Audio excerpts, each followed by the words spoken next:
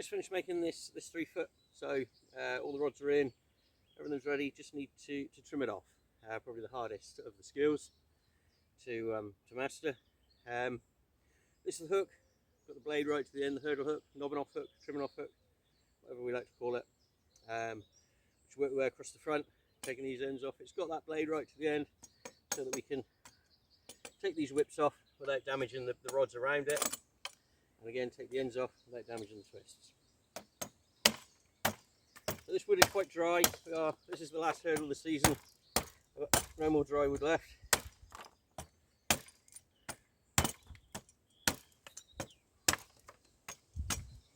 Got a lovely edge on this hook.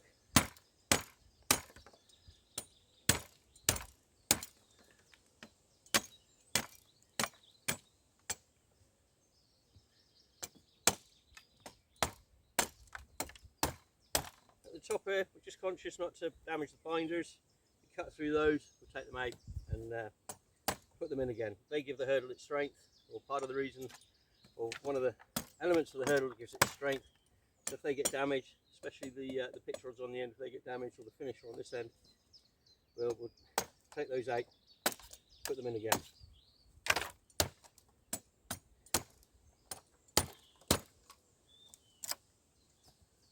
I have the angle right on that one. Ideally just looking for one hit to take a nice clean edge. Any more than one hit, wasting time. When I was working with Father, he said, oh, your hook's blunt, it should be sharper. So here we've got the finisher. What you can do when you're learning to trim off, or just when you want to protect a particular twist or a particular part of the hurdle, just put something behind it, wedge it out, get your eye, you can take that off. Obviously no damage into the finisher or the twist that you're trying to protect.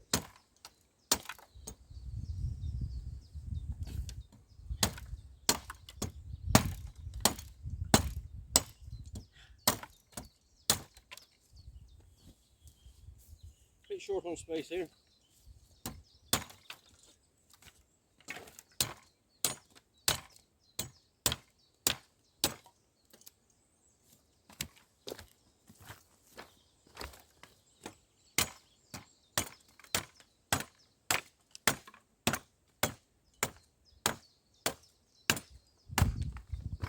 Some people prefer to use loppers, secateurs.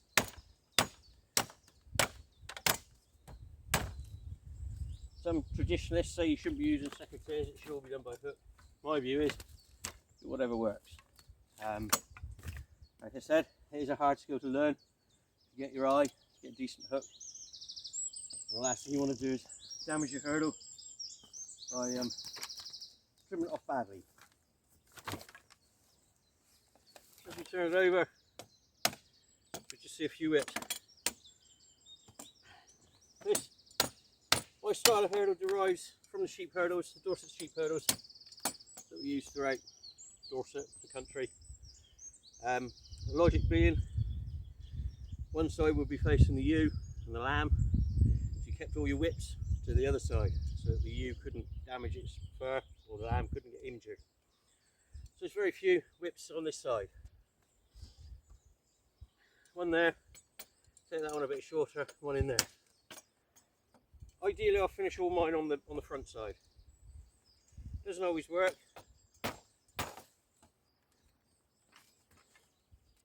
Not as important with a garden hurdle, but it's just the habits I've got into.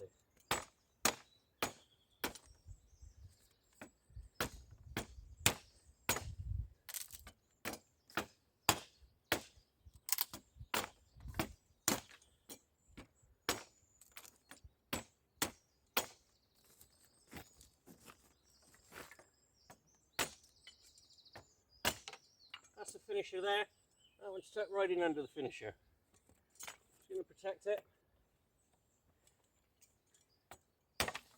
A little bit short. There we go, got my eye wrong on that one. But the finisher's intact, so still got your strength. These three I'm going to do from the top, slightly easier to do them backhand than front hand.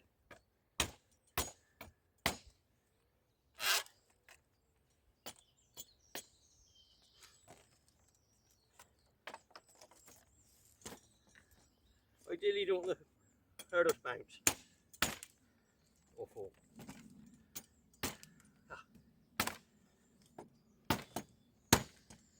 I should say this wood is very hard at the moment. We are right at the end of the season. We're middle of June now, or early June. This wood was cut in March. I won't be making any more hurdles now until the fall. Lots of sappers in the wood. The hurdles are, although they're easier to make because the wood moves a bit more flexible, it will be more brittle. It will deteriorate quicker if it's made into a hurdle. I made some for my own garden, but having been caught out in the past selling summer made hurdles, I tend not to make any now for sale.